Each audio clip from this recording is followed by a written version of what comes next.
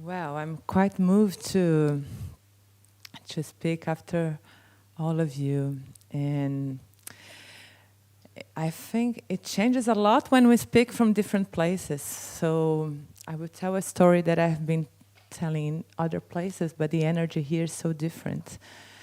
So let's see how it goes. 15 years ago, I was enjoying one of the best moments of my professional life. I had co-founded the first digital agency in Brazil in a time internet was only accessible inside universities. It was the early 90s. And then I sold my agency to a big advertising network worldwide, and I managed their internet operation in Latin America. I traveled a lot, I met amazing people, and I was creating the future, and that moved me forward. Until a day, my partner and we got news that would change our lives very deeply.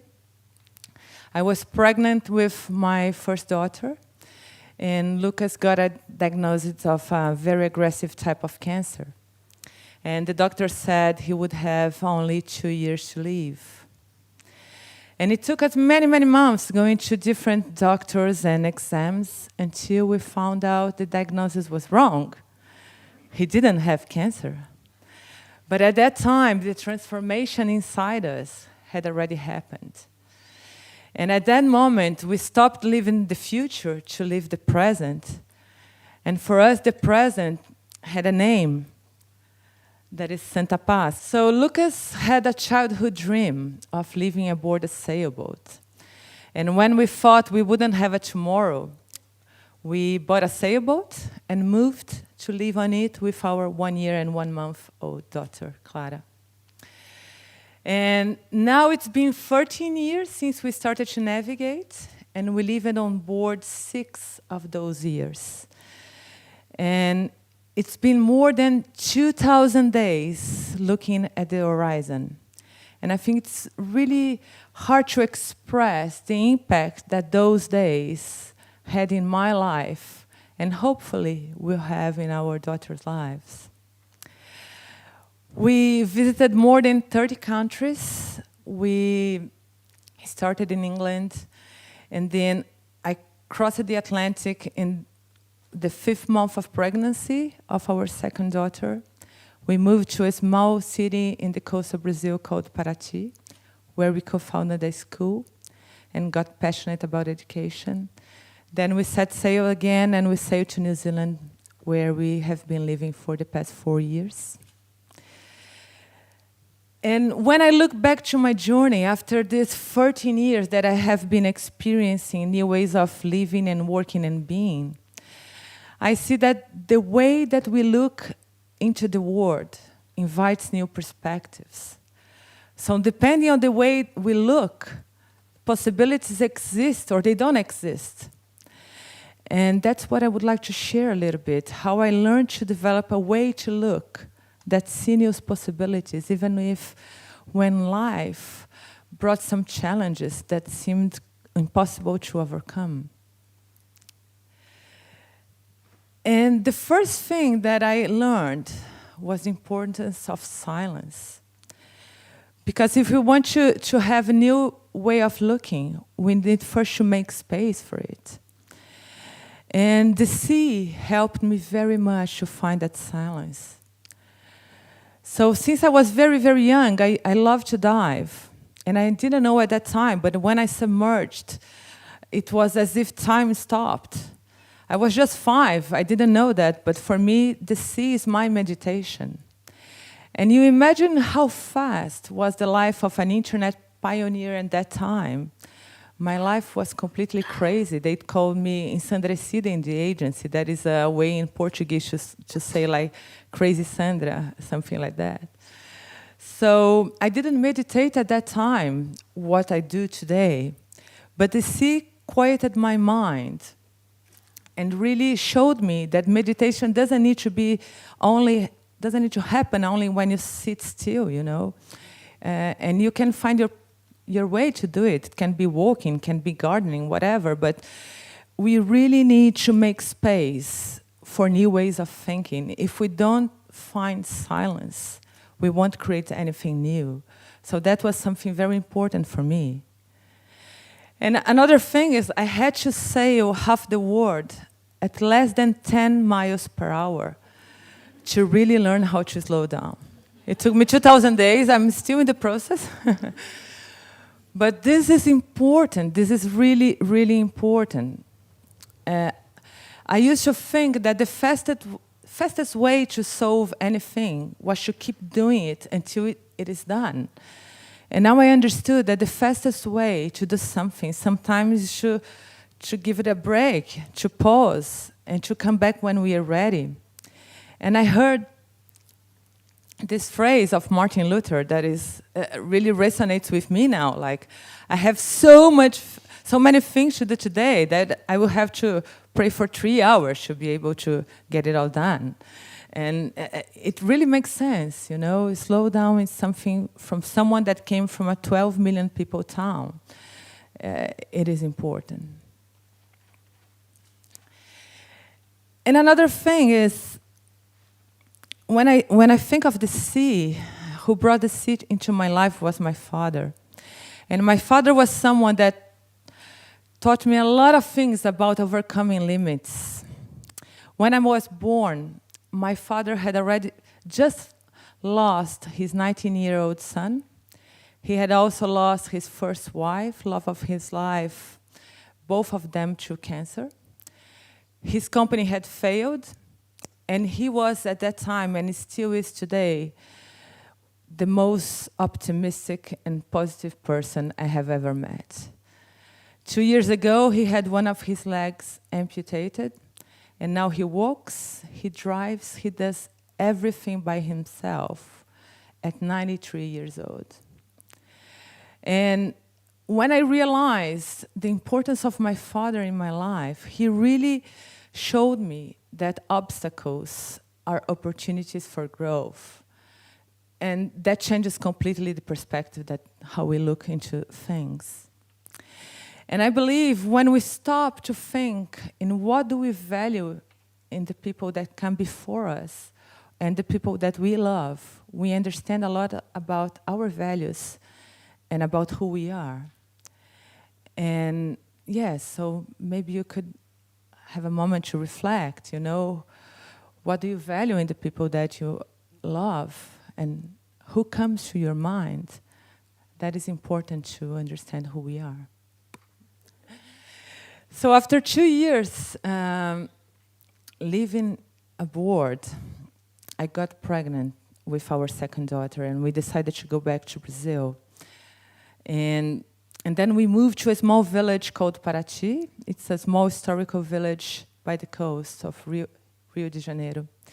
And as soon as we arrived, we realized the education infrastructure there was very, very poor. The few schools that existed didn't share the same values that we had.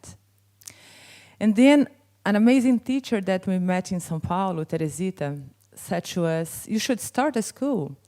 And I said to her, "Well, impossible. How come I will start a school? I don't know anything about education." And then she said, "Well, forget about the school. Do you know other people that share the same, that think as you do?" And I said, "Yes, we know lots of families that are frustrated with education. And can you start a network of parents?" Wow, this is super easy. We can start a network of parents. Then we invited other parents, around 6 couples, to our home to start to discuss the kind of education, the type of education that we would like to offer to our children. And 2 months after that, we have co-founded a Steiner school based on Waldorf education and centered in the community. So half the children pay and half didn't pay. And this school has been going on for 10 years now. In March, it will be 11 years, and 100 families are supported. And also a second school started from the same group. And a lot of families moved to this small village now because of the school. So I really thought it was impossible, but maybe it was improbable, but it's not impossible. And the important thing is to take the first step. And then after that, after taking care of that school for 4 years, we set sail again. And at that time was different. I think I started to look beyond the horizon. It was a different experience. And one day, we climbed that mountain in Maupiti, an atoll in French Polynesia. And that vision touched me deeply. It was the first time that I looked to the contour of the earth so clearly.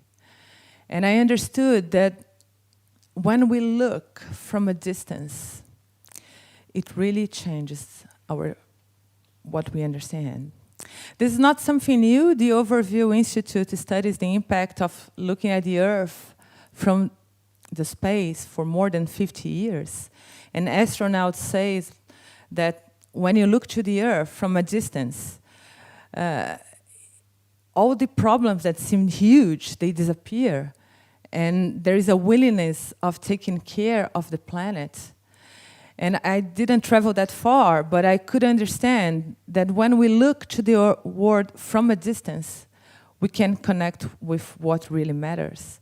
When we look to our feelings, to our thoughts, and our desires from a distance, then we really know what matters.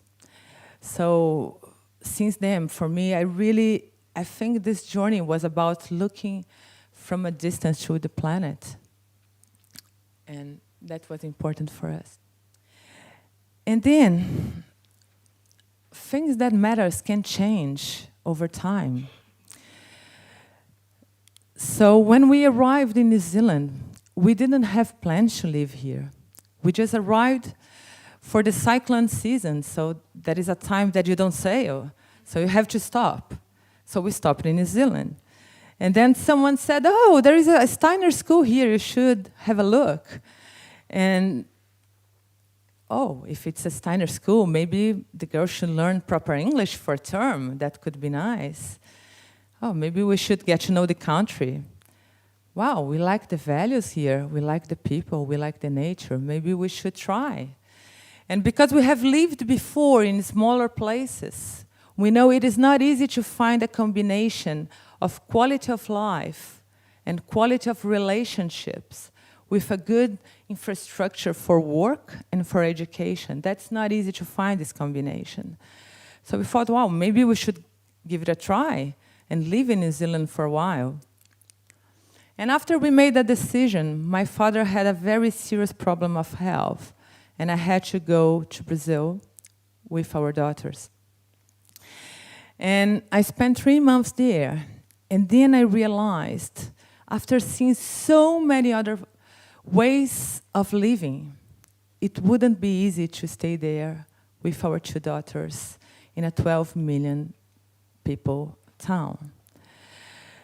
But I felt to be very divided because I was living abroad for 10 years. So that was the time to be with them, you know, to be with my father as well. So I started to think I need to find a way to go back to Brazil often. And then after 1 month, I secured a contract that I could scale an innovation company in Brazil from my home in New Zealand, and that would take me to Brazil every 3 months. And that's what I've been doing for the past 3 years. And for me, it was very liberating because I could understand that I didn't need to choose between Brazil or New Zealand. I could live in Brazil and New Zealand. And as I spoke to others today, I was so impressed to see how many people are living the same situations, being invited to be in more than one place at a time, and how can I do it? And I think if we start seeing that it's possible to be here and there, then it changes completely what we can achieve. Like you are in the same situation as well. And I think we live really in a world of new possibilities emerge nowadays.